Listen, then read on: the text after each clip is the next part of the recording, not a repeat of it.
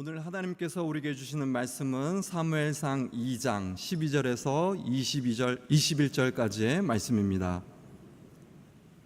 말씀을 교독하도록 하겠습니다. 엘리의 아들들은 악한 사람들이었습니다. 그들은 여호와를 의식하지 않았습니다. 그 당시 제사장들이 백성들에게 행하는 관습이 있었는데 그들은 그것을 무시했습니다. 누구든 제사를 드리고 그 고기를 삶을 때는 제사장의 종이 3살 달린 갈고리를 가져와서 그것으로 냄비나 솥이나 큰 솥이나 가마에 찔러 넣어 찍혀 나오는 대로 제사장이 고기를 갖는 것이었습니다. 실로에 올라오는 모든 이스라엘 백성들에게 그렇게 했습니다. 그리고 기름이 태워지기 전에 제사장의 종이 제사 드리는 사람에게 와서 제사장에게 구워드릴 고기를 주십시오.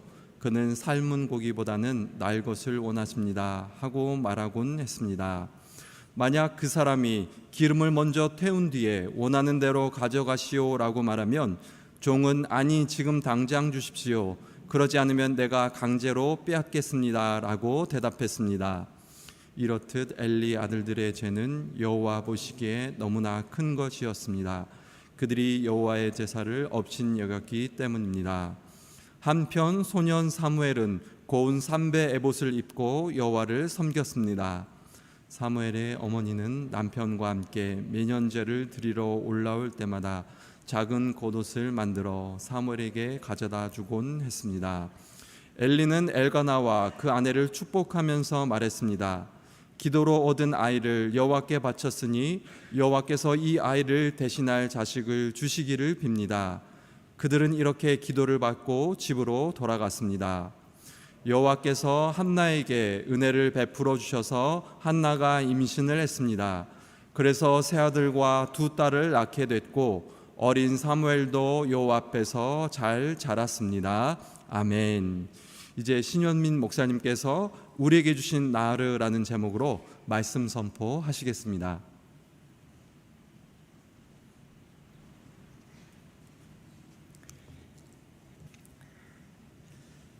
제4차 로잔대회가 은혜 안에 마쳤습니다.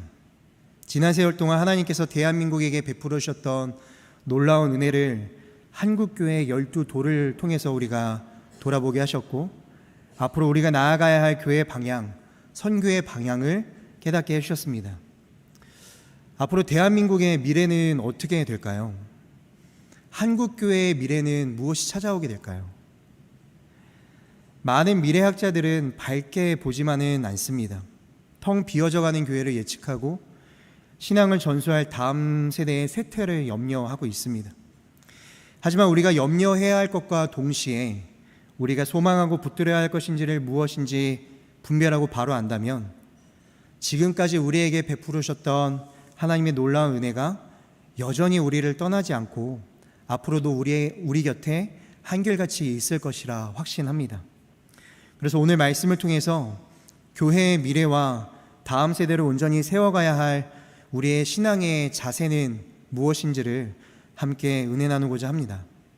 먼저 우리가 깨달아야 할 우리의 신앙의 모습은 하나님보다 앞서는 인생에는 정해진 실패가 있다라는 것입니다. 오늘 본문 12절과 13절을 함께 읽어보겠습니다. 시작. 엘리의 아들들은 악한 사람들이었습니다. 그들은 여호와를 의식하지 않았습니다. 그 당시 제사장들이 백성들에게 행하는 관습이 있었는데 그들은 그것을 무시했습니다. 아멘. 사사시대 말에 제사장이었던 엘리에게 2 아들이 있었습니다. 이 2 아들의 이름은 홈니와 비느하스였습니다. 엘리에 이어서 그들도 제사장이 되었습니다. 그런데 놀랍게도 엘리의 아들들은 행실이 나빴고 제사장임에도 불구하고 여호와를 알지 못했다라고 성경은 말하고 있습니다. 이 당시에 제사장은 종교적으로도 사회적으로도 최고의 자리에 있던 사람들이었습니다. 그런데 이 2 아들의 모습을 통해 알 수 있는 사실은 이 홈니와 비느하스가 소명을 가지고 제사장 직분을 감당했던 것이 아니었다라는 것입니다. 그저 혈통과 그 아비의 지시에 따라 종교적 직업으로 그 자리에 올랐다라는 것이죠. 그런데 엘리는 2 아들을 제사장이라는 당시 최고의 자리에 올려두었었지만 정작 아들들에게 그들이 섬겨야 하는 하나님에 대해서는 알려주지 않았습니다. 그들이 말씀을 따라 무엇을 해야 하는지도 구체적으로 가르쳐주지 않았습니다. 그 결과 그들은 자신들이 섬기는 하나님이 누구신지 알지 못했고 그들의 계속되는 나쁜 행실은 백성들을 놀라게 할 뿐이었습니다. 오늘 본문 13절부터를 보면 그들의 악행을 기록하고 있습니다. 엘리의 아들들은 여호와께 드려진 제사 제물을 탈취했습니다. 레위기 말씀에 보면 제사장이 가져갈 수 있는 몫은 화목 제물의 가슴과 오른쪽 뒷다리로 명시가 되어 있는데 그런데도 불구하고 홈리와 비느하스는 제사를 드리고 나면 종을 시켜서 갈고리로 고기를 삶는 소치나 가마에 집어넣고는 걸리는 것은 무조건 자기들 것으로 삼았습니다. 이에 한술 넣어서 여호와께 제사를 드리기도 전에 날고기를 탈취함으로써 여호와께 드리는 제사까지도 업신여기는 모습을 보여줍니다. 함께 17절 말씀을 읽어보겠습니다. 시작. 이렇듯 엘리 아들들의 죄는 여호와 보시기에 너무나 큰 것이었습니다. 그들이 여호와의 제사를 업신여겼기 때문입니다. 하나님을 섬기는 제사장이었던 그들이 어떻게 이렇게 하나님의 제물을 탈취하고 예배를 경홀히 여기는 이 지경에까지 이르게 된 것일까요? 저도 자녀를 키우다 보니 육아 관련된 프로그램을 종종 보곤 합니다. 그런데 프로그램에 나오는 전문가들이 항상 이런 말을 하더라고요. 아이에게 있는 문제의 원인을 알기 위해서는 부모를 먼저 보면 된다라고. 이 홈리와 비느하스의 문제도 이와 같았을까요? 우리가 함께 29절 말씀을 보겠습니다. 29절 하반절입니다. 시작. 내가 어떻게 나보다 내 아들들을 사랑해 내 백성 이스라엘이 바친 모든 제물 가운데 가장 좋은 것으로 스스로 살찌게 할 수 있느냐. 아멘. 하나님은 홈리와 비느하스가 이 지경이 된 문제의 원인이 그들의 아버지였던 엘리에게 있었다라고 말씀하고 있습니다. 두 아들이 죄악으로 얼룩지게 된 것은 엘리가 하나님보다 두 아들을 더 사랑했기 때문이었습니다.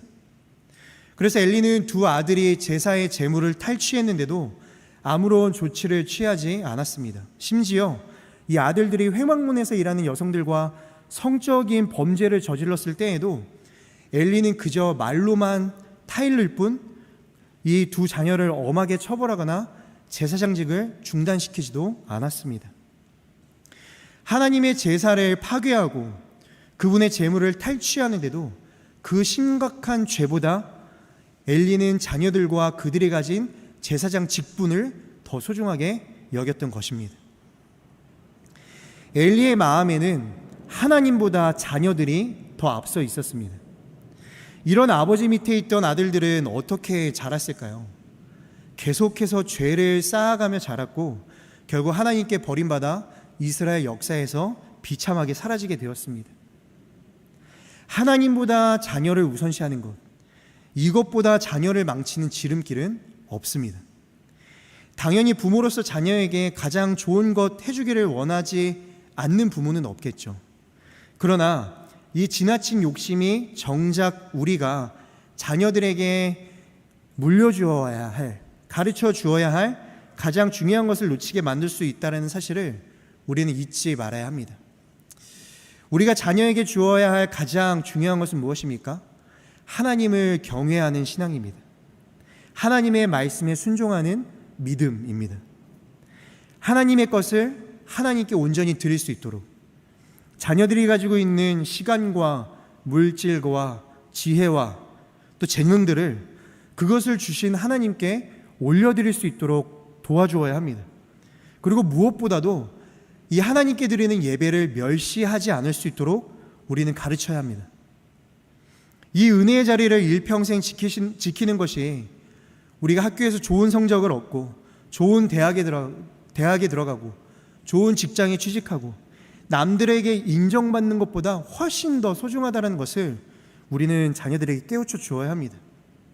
그러기 위해서는 우리가 먼저 하나님을 경외하는 믿음을 가지고 살아야 할 것입니다. 오늘 우리가 보는 엘리의 실패, 이것은 단순히 자식 교육의 실패가 아니라 엘리가 가지고 있었던 영적 가치관의 실패였습니다. 내가 어떻게 나보다 아들들을 사랑하느냐, 이 얼마나 무서운 하나님의 말씀입니까? 사랑하는 여러분, 엘리와 그의 두 아들들을 보면서 우리는 우리의 모습을 돌아볼 수 있어야 합니다. 내 모습은 어떠한가? 나에게 엘리처럼 하나님보다 앞선 것이 있지는 않은가? 진정으로 하나님을 제일로 경외하며 나는 날마다 하나님의 말씀에 순종하며 살아가고 있는가? 우리의 믿음을 돌아볼 수 있어야 할 것입니다. 특별히 자녀를 양육하는 부모님들, 이 뜨거운 사랑과 때로는 매서운 질책으로 자녀들에게 가장 중요한 것이 무엇인지 알려줄 수 있는 바른 부모님이 되시기를 주님의 이름으로 축복합니다. 자녀를 질책하는 것이 가슴 아픈 일이나 우리가 자녀보다 하나님을 우선으로 여기고 말씀을 경외하는 마음으로 그 말씀을 통해 자녀들을 가르치고 돌볼 때 우리 자녀들 또한 하나님을 경외하는 인생이 분명 될 것입니다. 이 자녀들뿐만이 아니죠. 우리의 삶의 모든 영역에서 하나님보다 앞서고 있는 것은 없는지, 엘리의 영적 실패를 통해 우리의 모습을 돌아볼 수 있는 은혜가 저와 여러분들에게 있기를 주님의 이름으로 축복합니다. 이어서 오늘 말씀을 통해 깨닫는 우리의 신앙의 모습은 하나님을 앞세우는 인생에는 약속된 형통이 있다라는 것입니다. 함께 18절 말씀을 읽어보겠습니다. 시작.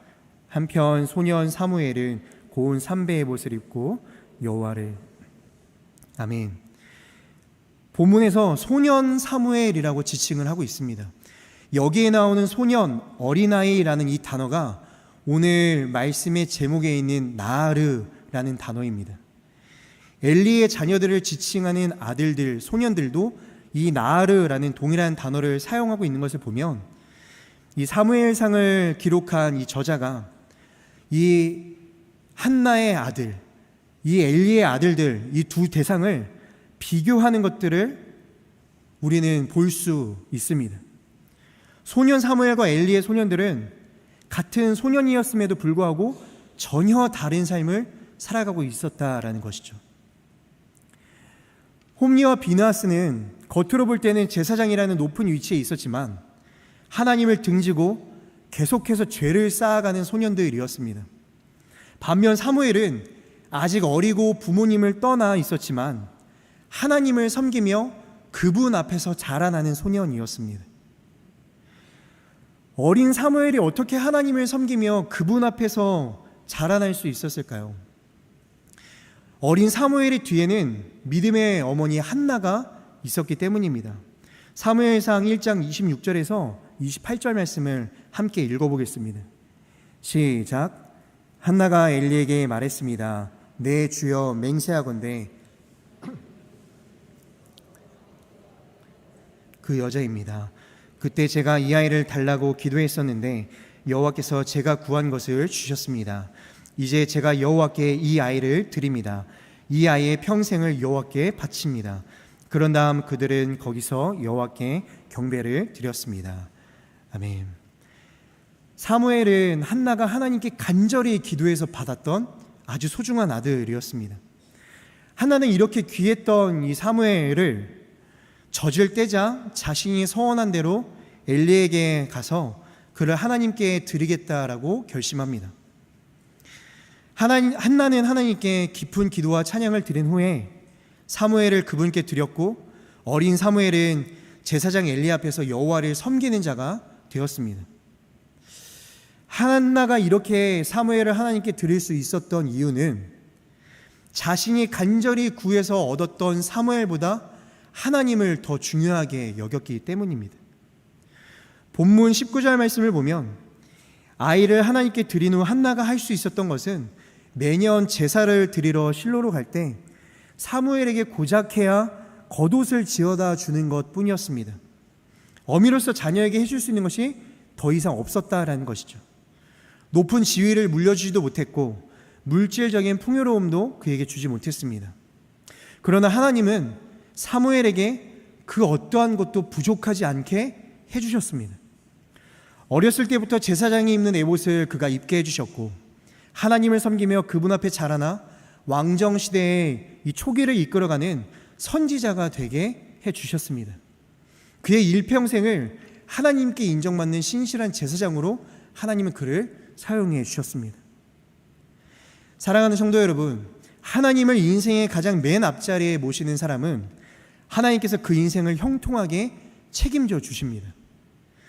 이스라엘이 광야길을 걸을 때 여호와의 궤가 이스라엘 백성들보다 3일 길을 앞서가며 그들이 쉴 곳을 찾았다라고 성경은 기록합니다.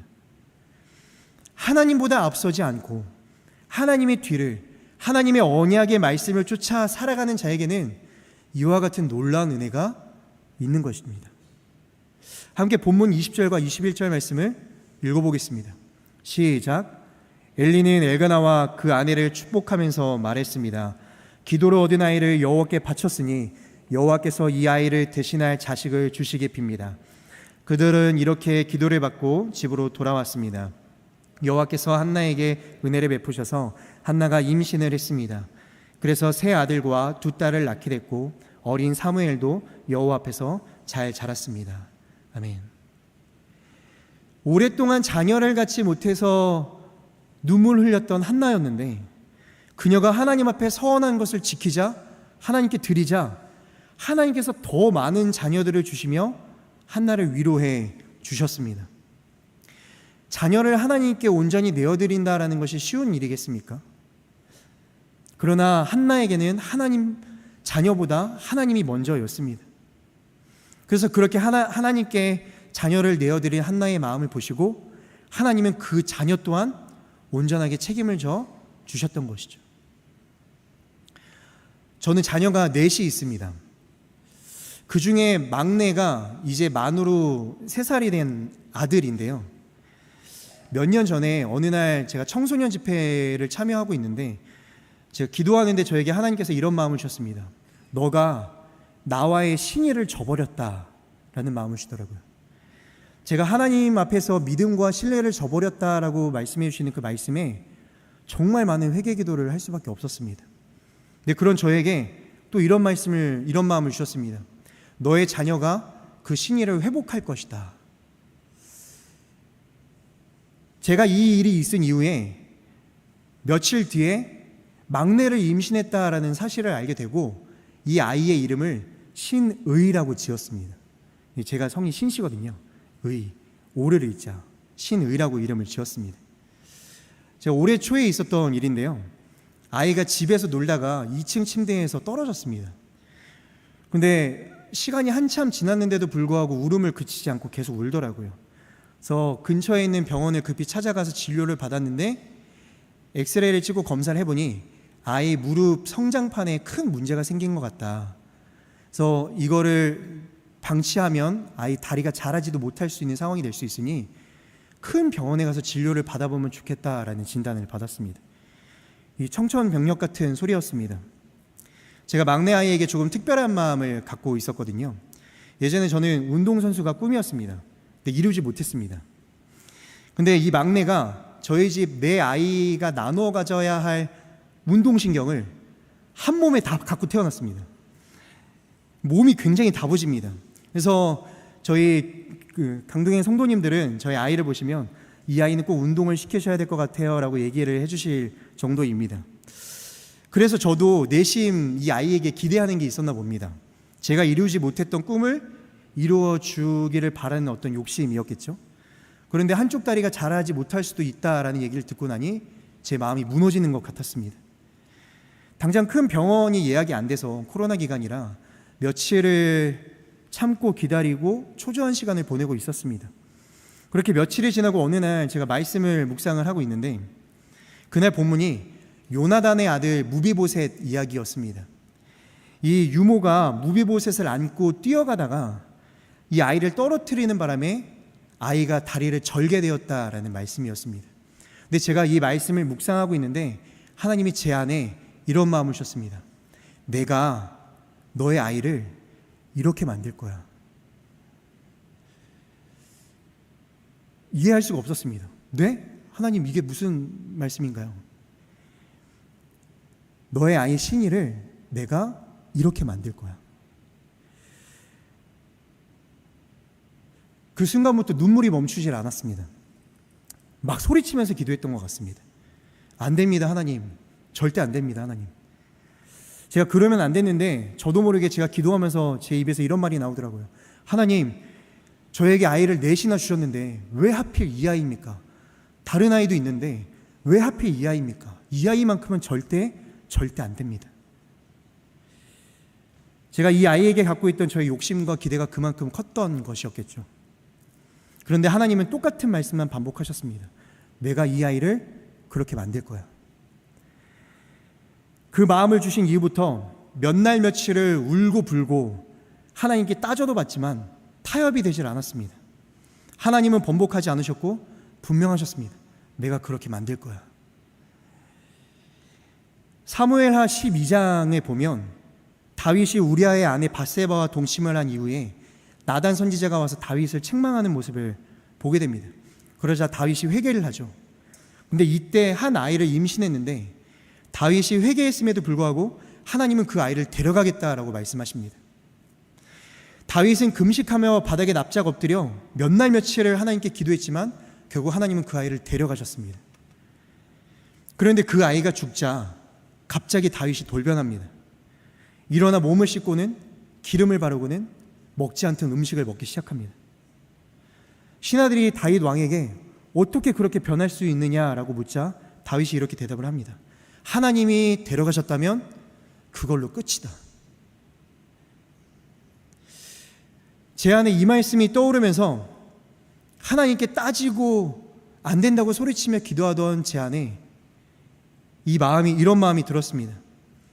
하나님이 이 아이에게 정하신 일이라면 그 일은 반드시 하나님께서 이루어지게 하실 것이고, 그 일이 하나님께서 행하신 일이라면 그 이후에 이 아이의 삶에 일어나는 모든 일도 하나님께서 분명하게 책임져 주실 것이다. 그 마음을 갖고 기도하는데 하나님께서 여전히 같은 말씀을 주셨습니다. 내가 네 아이를 이렇게 만들 거야. 그런데 제 입술에서 나오는 고백이 달라졌습니다. 아멘, 그렇게 될 줄 믿습니다. 그리고 책임져 주실 줄도 믿습니다.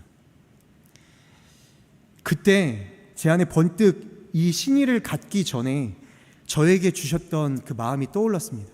내 자녀가 너와 나의 무너졌던 신의를 회복할 것이다. 이 아이를 통해 제 연약했던 믿음의 고백이 회복되어지는 것을 경험하게 하시면서 놀라운 하나님의 은혜를 깨닫게 되었습니다. 그 이후에 큰 병원을 가게 되었고, 감사하게도 다리가 부러졌을 뿐 이 성장판에는 아무런 문제가 없다라는 판정을 받게 되었습니다. 부러진 게 다행이더라고요. 그래서 몇 주간 깁스를 하고 풀게 되었습니다. 그리고 그 아이는 여전히 지금도 교회를 열심히 뛰어다니고 있습니다. 이 일을 통해서 제 믿음을 돌아보게 되었습니다. 제가 엘리였습니다. 하나님보다 내 자녀를 더 아끼고 사랑했던, 여호와를 경외하지 않았던 제사장이 바로 저였습니다. 말로는 하나님을 제일 사랑한다고 하지만 정작 하나님보다 내 자녀를 더 사랑했던 것이 저의 모습이었습니다. 하지만 하나님보다 앞서 있었던 제 욕심과 믿음 없음을 하나님은 그대로 두지 않으셨고, 엘리와 같았던 제 마음을 한나의 고백으로 하나님께 드리겠습니다, 하나님께서 행하실 것입니다 라는 고백으로 바꾸어 주셨습니다. 이 일을 경험하면서 내 인생에서 가장 소중한 것은 오직 여호와 하나님밖에 없다라는 것을 저는 다시 한번 깨닫고 믿음을 고백할 수 있는 시간이었습니다. 사랑하는 오늘의 교회 성도 여러분, 여러분을 축복합니다. 여러분의 인생에 하나님이 제일 앞서 계시기를 주님의 이름으로 축복합니다. 그래서 하나님께서 베풀어 주시는 은혜와 평강과 주님의 약속을 날마다 누리며 살아가는 저와 여러분들의 삶이 될 수 있기를 주님의 이름으로 축복합니다. 우리가 먼저 하나님을 온전히 바라보게 될 때 우리의 모습을 통해서 자녀들 또한 하나님을 제일 우선으로 여기고 경외하는 복된 인생이 될 줄 믿습니다. 나는 자녀가 없는데요, 혹시 이런 마음을 갖고 계신 성도님들이 계신가요? 아닙니다. 하나님은 이곳에 있는 우리 모두에게 하나님의 자녀, 나으르를 이미 주셨습니다. 여러분 한번 생각해 보세요. 예수님은 자녀가 있으셨나요? 없으셨나요? 없으셨죠. 그렇다고 예수님께서 부모의 마음을 알지 못하셨나요? 아닙니다. 성경 곳곳을 보면 이스라엘 향한 부모의 마음으로 그들을 위해 애타게 기도하는 예수님의 모습을 우리는 발견할 수가 있습니다. 사도 바울도 자녀가 없었습니다. 그러나 그가 복음을 전했던 데살로니가 교회, 갈라디아 교회 등 여러 교회에 보낸 편지들을 보면 자신이 어미의 마음으로 그들을 위해 생명도 내어주기를 기뻐한다고 고백하는 것들을 보게 됩니다. 제가 지난 우리 그 입양 주일에 영상을 보면서 굉장히 큰 은혜를 받았던 말이 있었는데요. 어떤 한 성도님의 인터뷰 중에 하 목사님께서 이런 말씀을 하셨다고, 성경은 전체가 입양에 관한 스토리다라는 말씀을 하셨다라는 얘기가 지금도 굉장히 잊혀지지 않고 있습니다. 영접하는 자, 곧 그 이름을 믿는 자들에게는 하나님의 자녀가 되는 권세를 주셨다라고 말씀하셨죠. 복음 안에서 하나 된 우리는 모두가 다 하나님의 자녀요, 혈육으로 맺어진 관계가 아니라 예수 그리스도 안에서 하나 된 형제요, 자매요, 가족입니다. 그렇기 때문에 우리에게 주신 자녀들은 내 자녀, 남의 자녀가 아니라 우리 모두의 자녀입니다. 하나님 나라의 자녀들인 것이죠. 그렇게 예수님께서 그랬듯이, 바울이 그랬듯이 하나님께서 우리에게 맡겨주신 영혼들을 우리는 내 자녀처럼 사랑하고 존중하며 살펴야 하는 것입니다. 사랑하는 성도 여러분, 하나님께서 우리에게 나으르를 주셨습니다. 우리가 돌보고 세워가야 할 다음 세대를 우리에게 주셨습니다. 자녀가 하나님을 경외하는 인생이 되길 원한다면 무엇보다 자녀에게 하나님을 경외하는 삶의 모습을 보여줘야 하겠죠. 그게 가장 중요할 것입니다. 이처럼 우리의 자녀들이 하나님 앞에서 온전하게 설 수 있도록 하기 위해서는 우리가 먼저 하나님을 우선으로 여기는 삶을 살아가야 합니다. 믿음의 스승, 믿음의 부모가 되어 무엇보다 하나님을 경외하는 것이 가장 소중한 것임을 우리의 나으리에게 우리의 삶을 통해서 날마다 가르쳐주고 몸소 보여주고 심기어 주어야 하는 것입니다. 이것이 모든 오늘의 교회 성도들에게 하나님께서 하나님의 나으리를 맡겨주신 우리의 사명인 줄 믿습니다. 바로의 궁에서 자란 모세를 아시죠? 그는 애굽 궁에 유모로 들어갔던 자신의 친어머니였던 요게벳을 통해서 어려서부터 여호와의 신앙과 히브리 민족으로서의 교육을 받았습니다. 그렇게 그는 애굽 궁에서 자랐음에도 자신을 하나님의 백성으로 알고 하나님의 백성과 함께 고난받는 것을 바로의 궁정에서 누리는 보화보다 더 귀중한 것으로 여기는 훌륭한 믿음의 사람이 될 수 있었습니다. 함께 히브리서 11장 24절부터 27절까지의 말씀을 읽어보겠습니다. 시작. 믿음으로 모세는 다 자란 후에 바로의 딸이 아들이라 불리는 것을 거부했습니다. 그는 잠시 죄의 쾌락을 즐기는 것보다 오히려 하나님의 백성과 함께 고난받기를 더 좋아했습니다. 그는 그리스도를 위해 당하는 수모를 이집트의 보화보다 더 가치 있는 것으로 여겼습니다. 이는 그가 상을 바라보았기 때문입니다. 믿음으로 모세는 왕의 진노를 두려워하지 않고 이집트를 떠났습니다. 그는 보이지 않는 분을 보는 것 같이 여기고 인내했습니다. 아멘. 모세는 잠시의 쾌락보다 영광스러운 고난을 택했습니다. 모세는 이집트의 보화보다 그리스도께서 주시는 상급을 바라보았습니다. 모세는 눈에 보이는 왕을 두려워하지 않고 눈에 보이지 않는 진정한 왕을 경외했습니다. 믿음의 어머니였던 요게벳의 희생과 헌신이 있었기 때문에 가능했던 일이었겠죠. 사랑하는 여러분, 우리에게 맡겨주신 나으리, 다음 세대의 그 귀한 영혼들을 우리가 믿음 안에서 온전하게 양육할 때 우리가 염려하고 우리가 예측하는 다음 세대의 위기는 우리에게 오지 않을 것이라 확신합니다. 그렇게 다음 세대를 하나님의 말씀으로 양육하는 교회는 하나님께서 이 마지막 때의 세상 가운데서 더욱더 견고하게 빛과 소금의 역할을 감당하는 교회로 세워주실 것이라 또한 믿습니다. 사랑하는 오늘 교회 성도 여러분, 이 교회 안에 뛰어다니는 모든 아이들이 우리의 나으리입니다. 내 자녀들이고 우리는 그들의 믿음의 부모입니다. 다음 세대 영혼들을 바라보며 그들을 사랑하는 마음으로 더욱 섬겨주시기를 소망합니다. 여러분들의 삶이 힘겨울수록 그 힘겨울수록 더욱더 기도하는 삶의 본을 다음 세대 자녀들에게 보여주시기를 소망합니다. 세상이 악해질수록 오직 말씀만을 붙들고 믿음의 싸움을 싸워나가는 여러분들의 그 믿음의 삶을 다음 세대에게 보여주시기를 소망합니다.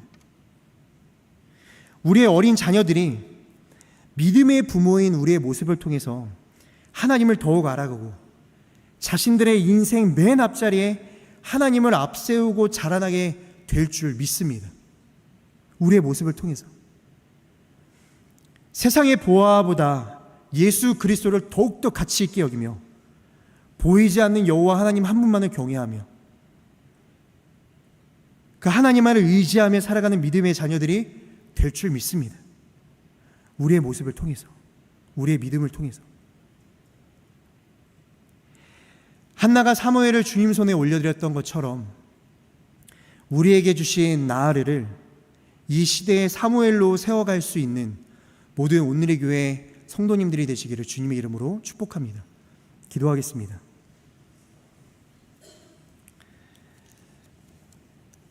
사랑하는 아버지 하나님, 고아와 같은 우리를 예수 그리스도의 보혈로 자녀 삼아 주시니 감사드립니다.